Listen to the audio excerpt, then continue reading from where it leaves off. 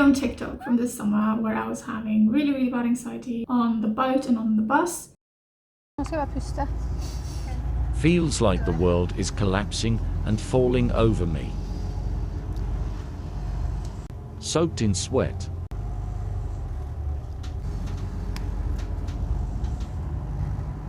And someone commented, you should really check out Blair Weekers. But I didn't see this comment. The notification system on TikTok is really shit. So I went back and I saw the comment and I was like, all right. I mean, I guess I was in hospital. It was really shit. Like, I listened to her book on YouTube. I found her mesmerizing. And so I moved on to her audiobooks. Hope and help for your nerves and freedom from nerve suffering. Okay. Ooh, I'm about to go on the bus and take you 3 more stations, and this is the 3 most hectic stations. So I'll be taking the bus many stations, and then one will come on, and then we will take it to the last station, and then I'll go to the dentist. I need to just be relaxed in my body. Of course I'm shaking, my adrenaline glands are firing. That's understandable. That is understandable. And I'm very dizzy. Maybe I should just go and take a bus now in case I have to walk off so that we still... Actually, maybe I'll just do that and I'll just wait at the station.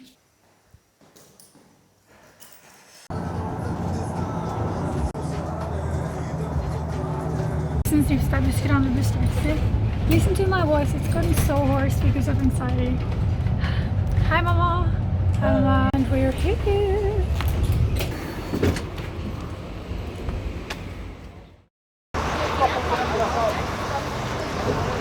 Vi er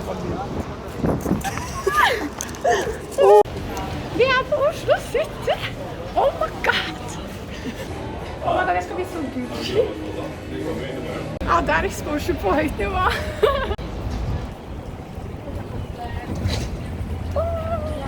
Sånn, og så var det sånn et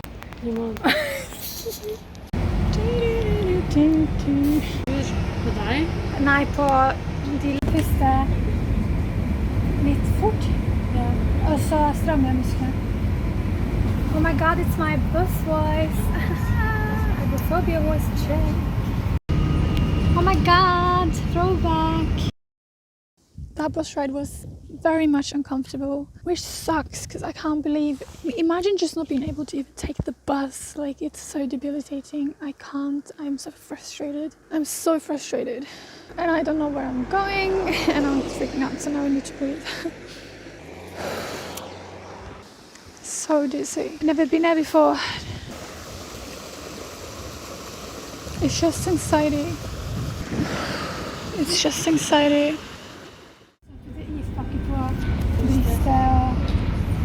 Now she's having anxiety. So nauseous. I am in misery. I føler at the world is sitting on my chest. Jeg håper at hoppe på igjen der da. Se, bussen er tom. Det er de siste på. Så går vi tilbake til busstoppet. Den går om 3 minutter. Nei. 9 minutter. Hæ? Lørenskog-stasjon. 9 minutter. Nei, nå fikk jeg angst. I hate taking the bus. I hate being far from home. We are really driving. Bye, Felicia. My worst nightmare, being on a station far from home, and then it's like 9 minutes until the bus comes to take us back. Hvor skal vi sitte nå? Jeg kan sitte på det. Jo. 1 minute ago, the anxiety was at its worst, but that's because we had exposed already. I've been exposing so much today. I went to the dentist, took the bus alone until I met Mom. Then I walked around downtown alone. We were like, what are we gonna do? So we've been exposing a lot. So at the end of the day, of course, you will be more nauseous, have a headache, be more tired in your eyes, be more exhausted and drained in your body. It's worth it. And the reason, and of course when you're exhausted and dysregulated, it makes you more tense, which makes you more sensitized, which makes the symptoms worse than you would normally experience them. So if we were at the beginning of the day, I probably wouldn't care so much, but because we're at the end of the day, I'm like, oh my god, I'm choking, oh my god, I'm probably not gonna sleep, oh my god, but I'm just gonna stay in it and then go home now, make dinner, fix my dysregulation, so ice packets, drinking ice cold water, etc. And maybe if it's really, really bad, I'll just take a sedative and then go to bed. Okay, so you might think, wow, lucky, if you're done with the exposure now, you must feel okay. The anxiety come after. Like, I'll have anxiety during, but I'll have anxiety after as well. So when I tell you the air is thick, so thick, it feels like I'm trying to breathe in honey. And there's like tingling, sort of, or like when you've been screaming at a concert and you have that like, and I've also been really nauseous. Like, nausea and dizziness is a sign of the nervous system being in overdrive, so that's not really like I would expect that. Like, I don't think I am proud enough of myself for what we've been doing today. I'm home. Now it's time for ice and ice cream.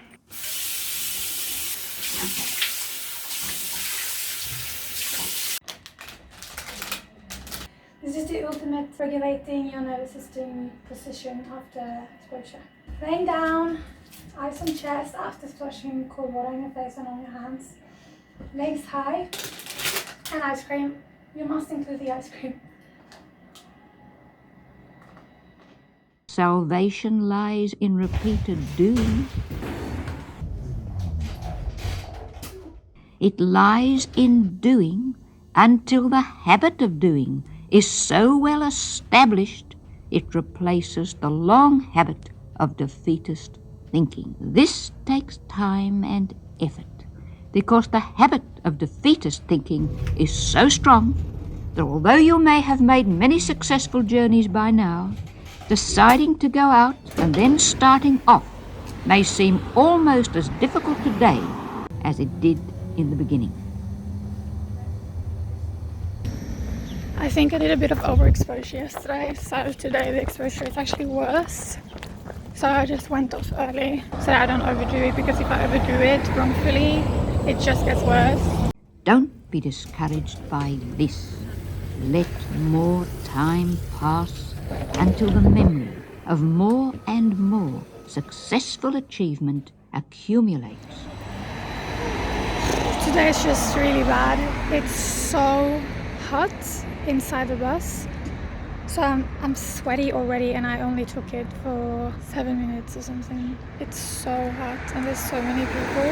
I'm very early, it's like 8 in the morning, so it's so many people. And it's too bad. Like, I'm so triggered. My ticket lasts for another 4 hours, so I think maybe I can't do this, it's too hot. Like, it's too hot. I think I'll call it quits and then see how I feel in 3 or 2 hours, because like everyone was uncomfortable in there, not just me. I'm so disappointed. Yesterday I was so motivated, and then we did that bus route all the way to the end, and that was a lot. And obviously my anxiety is acting up because I'm exposing it.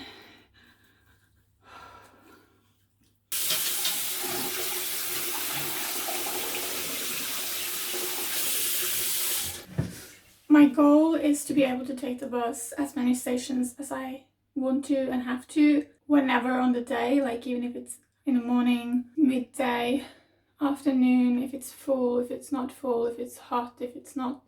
That's my goal, to be able to take it. And my more like agoraphobia specific goals are that I will be able to take the bus all the way to the end station alone and back without leaving or locking into position or anything like that. I can for sure listen to music because it's a long ride, but I want to be able to do it without having someone to comfort me or meet me or call anyone. That's the bus thing on the metro. I want to be able to take it downtown just fine. Like, I want to be able to do that. I want to be able to take it to climbing alone just fine. If I do that now, it's horrible. It's like I'll sit and shake and really hyperventilate. I want to be able to do that, just like take it as a known person and like watch whatever past the window and listen to music. I want to be able to walk in my theatre group and be in my theatre group and be relaxed and excited and not feel like I am having someone standing on my chest the entire time. Another thing I can try and do today as another exposure, because they recommend you do more than just one type of exposure, is to walk down to that little marketplace, and because I need to buy more acrylic paint paper. That's something I can do. I have to wait till I'm open before 11, so I'm just disappointed because it's a lot. I realize how long this is going to take, and especially when I am not comfortable being in the uncomfortableness, because I'm already very uncomfortable, and then you add like panic on top, and it's just very much to deal with, especially when I'm alone.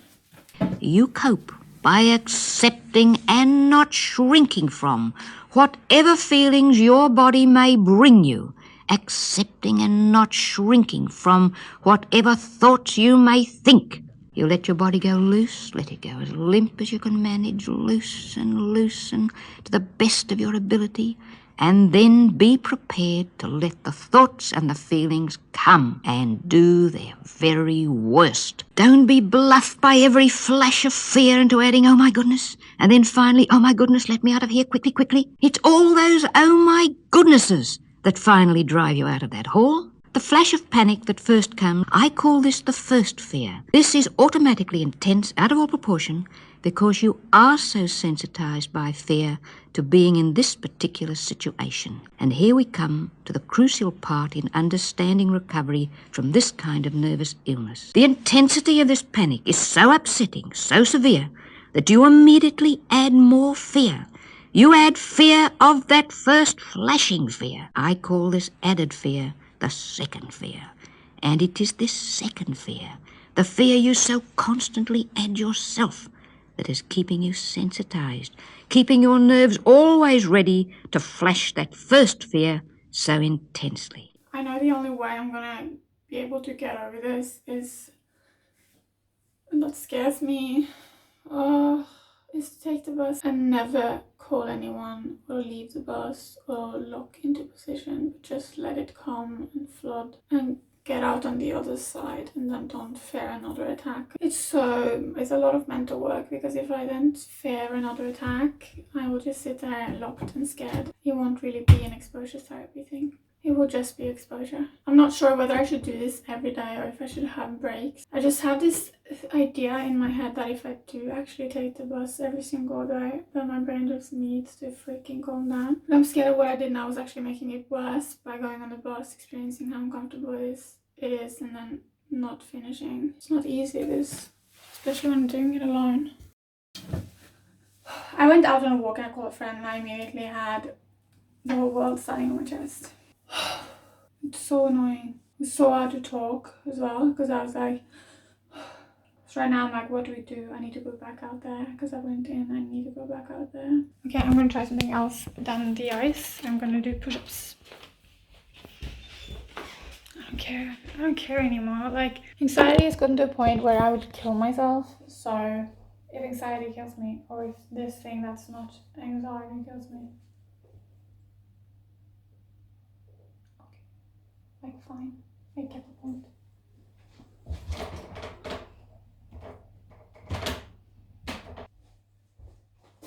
So done.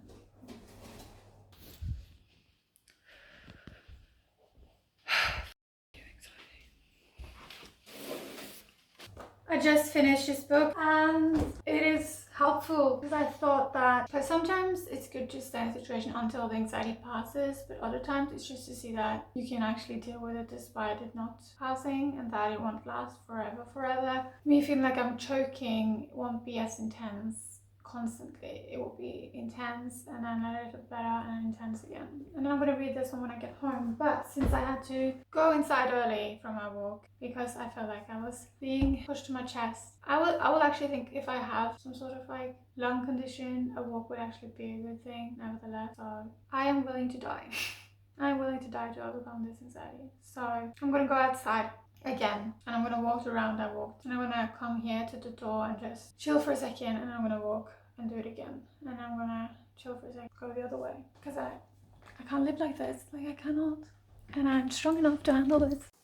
To not use the phone as some sort of safety thing, I'll just film the before and after. So before, I feel very suffocated.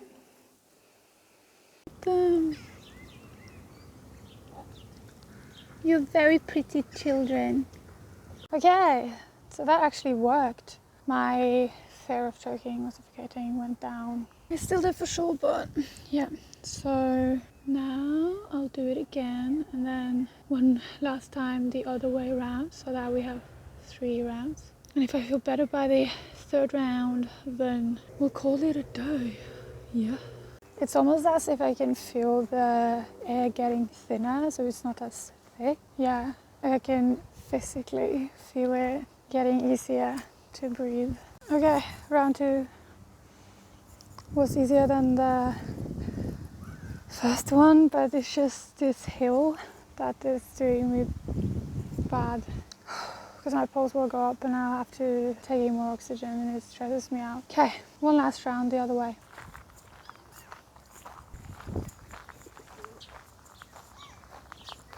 This round I actually forgot to think about it, so I mean, this worked. Yay!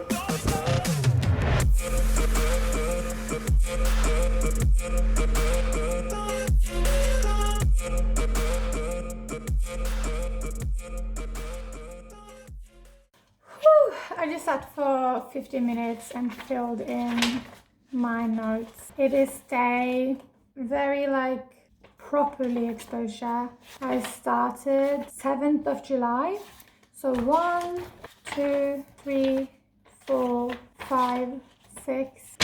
Tomorrow it's a week. I'm so glad I went out and did that exposure around the park, because before, when I went in, I thought my day was going to be ruined because I was like, I can't breathe, I'm going to have so much anxiety, I can't do this. I went out and I faced my fears and I saw that I didn't suffocate, and now I feel so much more relieved, and I think I'll be able to relax more into the day. So thank you, past me. Thank you. I have really high hopes for this. I have a lot of issues, but agoraphobia and panic disorder and OCD is what's making them all worse. Keep on moving on.